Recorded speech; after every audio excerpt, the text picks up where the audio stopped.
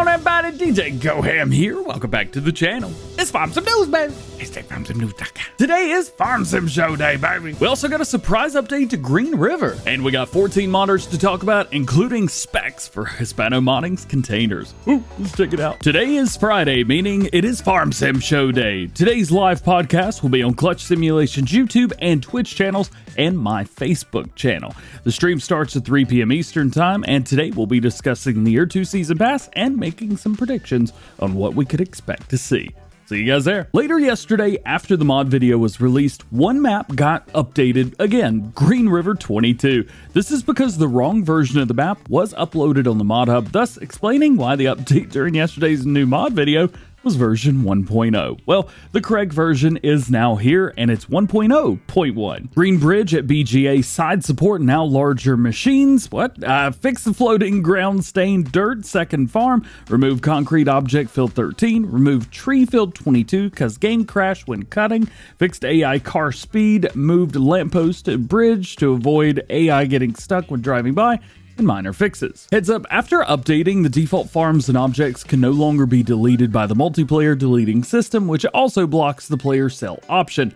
I gotta be honest, I have no idea what that means. The translations were pretty bad in the mod description on this one, and I had to correct a few things in the changelog so that it could even be understandable in English. So there could just be an issue with translations to English there. Either way, you will need a new game save for this. If you guys have been playing on Green River 22, you need to delete your old save for these things to take effect. Washtastic Fan Modding, I don't know how to say their name, will be updating the Claas Dominator pack soon to include new rims, new configurations like chalk spreader, axis spacing, and colors, new lights, mirrors fixed, and corrected errors and bugs. They're hoping to have the mod update out by Christmas time, but of course you never know how long testing is going to take for something like this. The mod testing team will be going 100% at least for the next week and a half anyway, so hopefully it gets through quickly. 82 Studios dropped another screenshot of their TLX Phoenix Winterwolf semi-truck, this time from the very front, so we can see the sheer size of the snowplow coming with the mod. I know I saw him moving some mountains of snow during his live stream the other night, so if you've got some snow that needs to be moved well away from where it is right now, get ready, because the right tool for the job is heading our way. North Bonnet Company have also been working on a semi-truck attachment, their timber loader from FS19. Back then, it was called the NMC timber loader, but of course, as you guys know, no mod or branding in FS22 is allowed. If you're not familiar with this mod, here's a couple screenshots from Farm Sim 19 and some information. It is a crane attachment that hooks up via fifth wheel, so it works on pretty much any semi-truck and has straps in the grapple, making for effortless log loading. The legs also extend out so you guys can completely lift your semi-truck a few feet off the ground during operation, allowing for maximum stability during loading. Currently, they're still working on it, but it's really nice to see a popular mod coming back. Custom Modding show off their Pattison Tow-Between liquid fertilizer tank today. Unfortunately, no information, specs, details, or intentions were mentioned, but it's always really cool to see new mods like this heading our way. Rooster Mod says his 4000 Gravity Wagon is now with Giants awaiting testing for the first time around. Since the testing list updates have been extremely sparse this week, I don't think we got anything since Tuesday. I'm not sure what the average waiting time for newly submitted mods is, but I'm guessing we'll probably see this on the testing list as long as it's updated, maybe the middle to the end of next week. In the meantime, there seems to be an issue with their 2500 Gravity Wagon, which has been out since the middle of October. It appears that the problem is isolated to Xbox players, and Giants dev team are currently looking into what the problem could be, and I'll bring you guys an update once more information's available. It's Friday, which means we've got some new fact sheets from the SMI modding team for their upcoming Vineyard Pack, and I have a hard time saying both of these, so we'll just do our best. Today, we get to see the Okrama Suave subsoiler and the Okrama Grenton mulcher. I could say that one, I know that word. Sizes are small, speeds are low, and so are the prices and horsepower requirements, but then again, these are meant to be used in the vineyards. It's really nice to see this part of the game getting an expansion. Even if it's not an official one from Giants, still got some pretty cool mods from SMI modding team. Mac Trucker 921's Ultimate Baling Pack has been delayed. Oh no, but it's for a good reason. He's adding an extra rear 3-point attachment to the square baler in the mod pack, allowing you guys to tow behind the K-branded SW4014 behind the baler and wrap as you go. The SW4014 also has received the auto bell dropping, which I thought it already had, but maybe that's just a mod that I'm thinking about from Solar Guy Modding that's already out. Either way, there's still a few things left to do on this, but it's coming along great, and hopefully we'll see it sent off for Giants testing soon. Today is the day Hispano Modding has released a massive amount of information on their container mods, including models, capacity, decals, color configurations, DLC compatibility, and some other little things to make life easy. Let's start with the models. There's going to be 12 different models of green containers, all of which have a high cube variant. They're all available in 20, 25, 30, 35, 40, and 45 foot versions.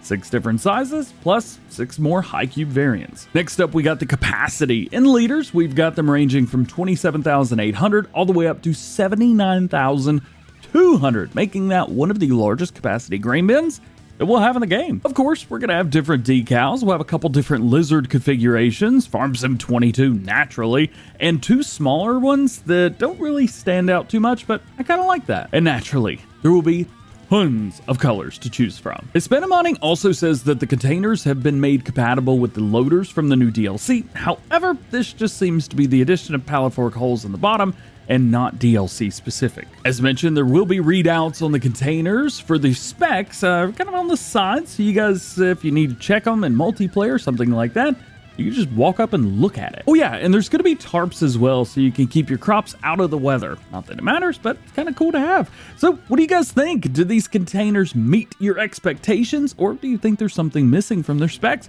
Drop your thoughts in the comments. And don't forget, we've still got a lot more information heading our way as far as transport trailers and loaders, things like that, so stay tuned for that. Hey, speaking of containers, Jos Modding also posted a new screenshot asking if we can guess what's happening here. Well, I'm gonna go off on a limb here and say that he's found a way to sell containers from the Platinum DLC with his mobile utilities mod. What do you think's going on here? I got a question for you. Do you ever have an idea and you just want to get in Farm Sim ASAP and do it? Well, that's exactly what happened to Lancey Boy last night, as he's already gotten his barn idea that was in his head into the game. It's a big barn with a large window, but lets a little extra light in from the top sides. This building will be added to his American Buildings pack that he's working on right now for all platforms, and we'll also have full color options, so it'll match your farm perfectly. Mapper's Paradise have posted up a one-to-one showcase from Monette Farms redhead equipment in real life and on the map in Farm Sim. As you guys can see, there's a few things that have been changed or modified, especially on the left-hand side, but this is just because it's a game at the end of the day, and some things have to be swapped out or have to be different for the sake of gameplay so that it's not just absolutely boring. But this is looking very, very good. A Canadian map is heading our way for all platforms. Currently, the map is still being worked on right now, and I'll bring you more information once we got it. Poor Boy Modding has added another product to Willamina Forest, crude oil. They've also taken a water tank from the base game and made it a crude oil placeable so you can use it wherever you are on the map. Additionally, he's got his wood dryer done, which can be used anywhere on the map as well, and I think one of his other maps too. Willamina is almost finished and says he'll be sending it off to his internal testers later today. Mr. Hector Mods also has some work on a logging map. Well, it's a map that has logging on it anyway. Carpathian Countryside. We've been talking about this for a while. He released a full video driving around the map, showing off some woodland areas and a town site.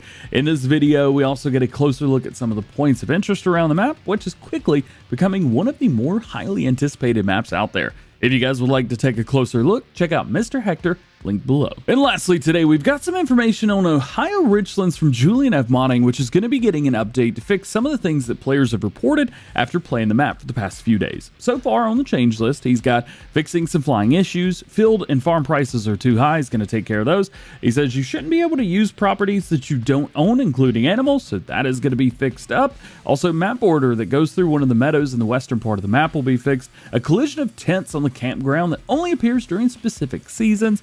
Adding an animal dealer that also buys straw, hay, stuff like that. Adding sleep triggers, he says he just didn't think of those, and making more of the forestry areas buyable. He also says that making the entire farms placeable, therefore being able to delete everything, will not be integrated into the map, at least right now, just because that's not in the cards for him, since it's going to take a ton of work to replace all the items, make them placeables, and link them in the XML files. Right now, there's just too much work to get everything else done that needs to be done first. Just like the self-aware segue to the outro. It was bad. The amount of work that goes into this part of the video, it's astounding. Something else astounding is how bad my outros are. Just like every episode of Farm Sim News, links to everything that we talked about today can be found in the description. And you guys can check out this entire video in the form of a news article on farmsimnews.com. There's no release dates for mods, so no one knows when any mod is going to be released. And if I didn't talk about something that you want to know about, that just simply means that there's no new information on that topic at the time of recording this video. If there's something that you would like to see covered in a future Farm Sim News video, please let me know down in the comment section below. Make sure you stay tuned to the channel for updated information on everything that you need to know about going on in the world of Farming Simulator. Well guys, that's it for today. I hope you've enjoyed the video. If you did, drop a like on it, get subscribed if you're new, join the DjGoHam fam. Make sure your notification bells are on as well. That way you never miss daily Farming Simulator videos here on the channel. With that, hope you have a great day and a great weekend. We will see you later. Peace.